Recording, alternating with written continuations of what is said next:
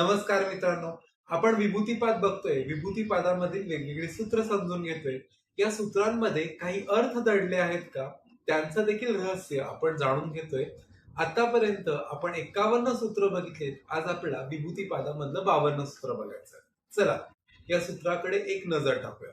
क्षण तत्क्रमायोः संयमात विवेकज ज्ञानम. या सूत्रातील एक एक शब्दांचा अर्थ आता आपण समजून घेणं गरजेचं आहे.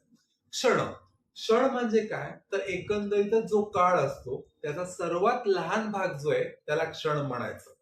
तत्क्रमायोः, त्या क्षणांचा जो योग्य क्रम आहे, म्हणजे पहिला क्षण झाल्यावर दुसरा क्षण, दुसरा क्षण झाल्यावर तिसरा क्षण, तिसरा क्षण झाल्यावर चौथा क्षण, याप्रमाणे जेवढे क्षण म्हणजेच काळाचा फ्लो देखील आपण इथे म्हणू शकतो, त्याच्यावरती जर योगी साधकाने संयमात म्हणजे संयम साधला, पुढे काय होणार आहे, तर त्या योगी साधकाला विवेकजन ज्ञानम म्हणजे विवेकजन ज्ञानाची प्राप्ती होणार. आपण या सूत्रामधला एकंदरीत अर्थ समजून घ्यायचा, तर एखाद्या योगी साधकाने क्षण म्हणजे काळाचा एक हिस्सा आणि त्याच्या क्रमावरती जर संयम साधला तर त्याला विवेकजन ज्ञान प्राप्त होणार. आपण याच्यामध्ये आलेला क्षण म्हणजे नक्की काय, क्रम म्हणजे नक्की काय आणि विवेकजन ज्ञान म्हणजे नक्की काय हे समजून घेऊ.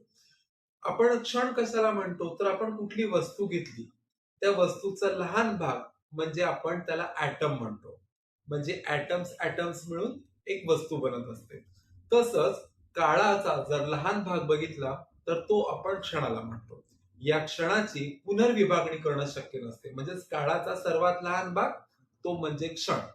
त्याचप्रमाणे जेव्हा आपण क्रमाकडे बघतो तेव्हा हे क्षण क्षण जेव्हा एकत्र येतात आणि त्यांचा एक फ्लो प्रवाह बनतो, तेव्हा ह्या प्रवाहालाच आपण इथे क्रम असं म्हणलं.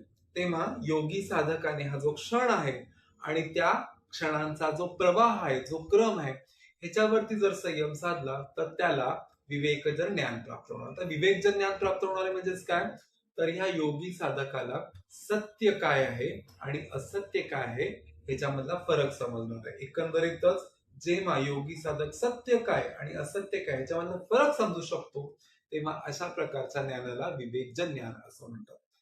आपण असं म्हणू शकतो की एखादा सामान्य व्यक्ती तो नेहमी भूतकाळ असेल किंवा भविष्य काळ असेल या गोष्टींच्या चिंतेमध्ये अडकला असतो. मी हे असं असं भूतकाळामध्ये केलं, आता माझं काय होईल, माझ्या वर्तमान काळात काय होईल, माझं हे असंच होईल का, याची प्राप्ती मला होईल का, या गोष्टींच्या चिंतेमध्ये नेहमी तो चिंतातूर असा दिसतो. मात्र तो ह्या सर्व गोष्टी करत असताना आपला वर्तमान काळ कुठे ना कुठेतरी वाया घालवत असतो.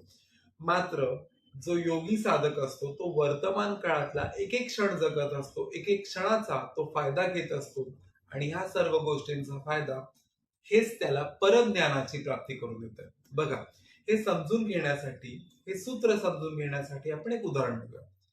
आपण रील बनवतो, हा रील 1 मिनिटाचा असतो. या रीललाच आपण व्हिडिओ असं म्हणतो. मात्र हा जो व्हिडिओ आहे तो व्हिडिओ नसून तो एकूणच 60 फोटोंची फ्रेम असल्याचं आपण म्हणू शकतो. वेगवेगळे 60 फोटो जेव्हा एकत्र लावले जातात ते प्रत्येक 60 फोटो हा एक फोटो हा एक क्षण असतो. त्या एका फोटो नंतर दुसरा आलेला फोटो, त्या फोटो नंतर तिसरा आलेला फोटो, अशा विविध फोटोंनी बनून हा व्हिडिओ आपल्या समोर येत असतो.